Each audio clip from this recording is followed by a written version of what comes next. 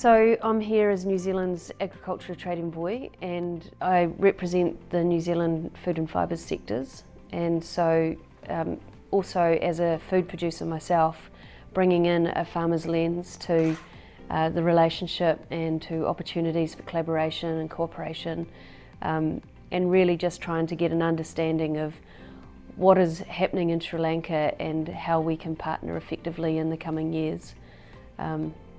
So that's really what I'm here for, and it's been a privilege to be able to meet with fantastic people, be it in academia. So we visited the University of Peradeniya, we went up to the northwest and we met with some smallholder women farmers, and we've been to various farming systems, banana plantation, and it's just been great to meet people and innovative young entrepreneurs who are doing some great things in Sri Lanka. So it's been fantastic to get a bit of an overview of what is happening here and the potential of Sri Lanka.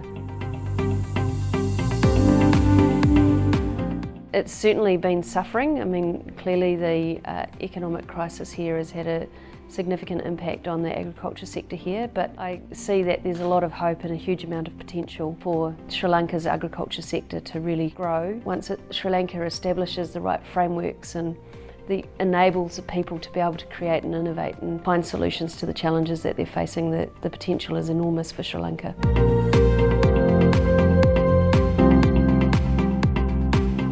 First and foremost, it's our people, and then it's the soft and hard infrastructure that has enabled people to innovate and create solutions, whether that be at a farm level, be that in science, research and development and academia, be it in the service support sector, so accountants, bank managers, banking services, right through to seed companies and the farming retail companies. They've all been able to innovate and create new ways of doing business and working, through to, at an industry level, our peak body groups that are engaging with government, engaging with farmers and driving and steering the sector to success.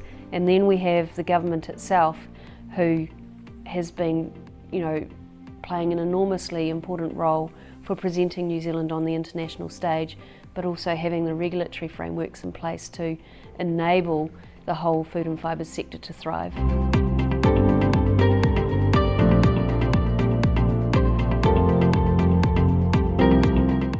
Oh, that's a good question. So I think for women in agriculture, we often find extra challenges that we have to overcome, but one of the things that I've had to, I've learned over the time is being very clear about your priorities and being very clear about taking a whole systems integrated approach to what you do for running a sharp, profitable, effective business that is sustainable economically, sustainable environmentally and sustainable socially.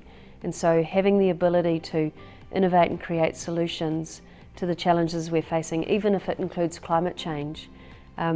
One of the things that underpins New Zealand's agriculture sector is that we've removed subsidies, and so it's forced us to be really creative about how we run our businesses, and it's forced us to take full responsibility for all of the decisions we make and to be ensuring that we're proper stewards of the land and our natural resources, as well as proper stewards of our crops and our livestock, as well as our people, our communities, and so on and so forth. So the other thing that makes New Zealand really successful is, and that I've learned, as a woman in farming, is the fact that we are market-led, market-driven, and so everything that we do is trying to serve the needs of our customer and the end consumer, and being agile, nimble and flexible to be able to meet those needs.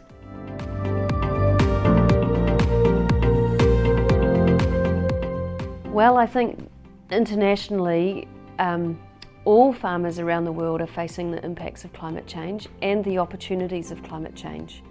So the impacts of climate change could be more pest and disease incursion in some places. It might be a lack of water, or it could be just the temperature changes affecting production.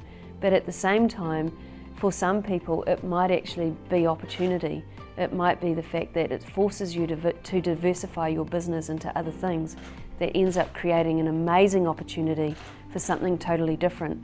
So climate change will force us to open our eyes to new opportunities and new ways of doing business. And change always is a process of evolution, and we can see that at a whole sector level. We can see that for nations through the course of history, they've always changed. And so climate change is creating a catalyst for a new level of change, and we've got to not be scared about it, but identify the opportunities in amongst it.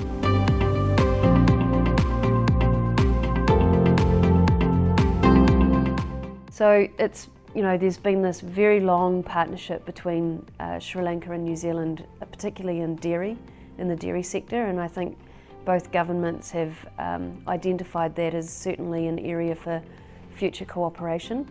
But agriculture is broad for both of our countries, and there's enormous opportunities for collaboration, be it in food tech and food science, right through to new product categories or new sectors that we might not have done so much together with. So there's always opportunity. It's about finding what is it that we can learn together in, what is it that we can grow together in, and what is it that we can both benefit from together. So it's not about one of us benefiting more than the other, but how do we actually do this together?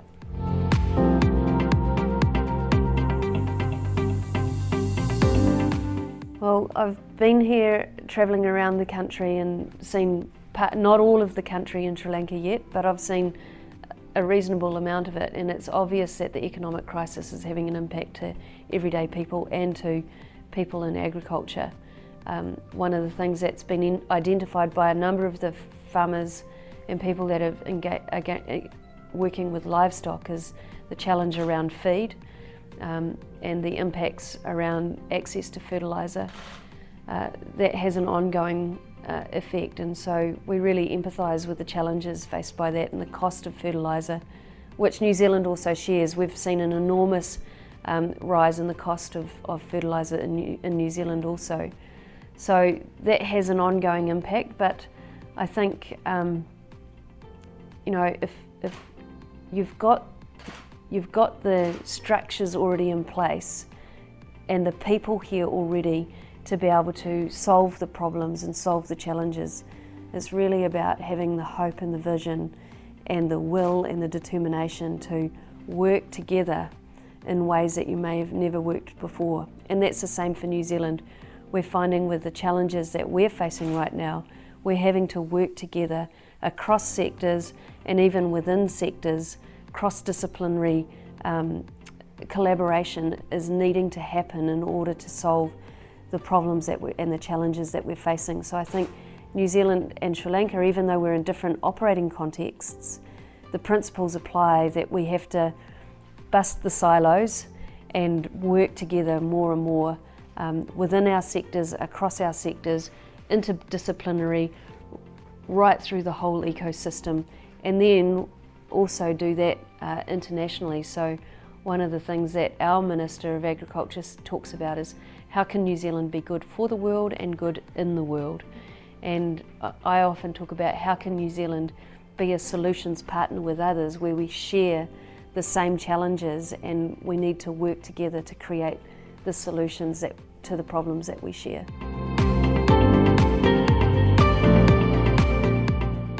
I think anything has global potential. It's how you go about it and whether or not there is a market that wants to pull that product. So where is the demand? So making sure that whatever we're doing is actually demand driven.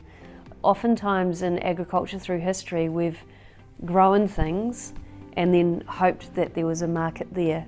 But we really need to think about how do we actually identify what the market is and how can we meet the market need.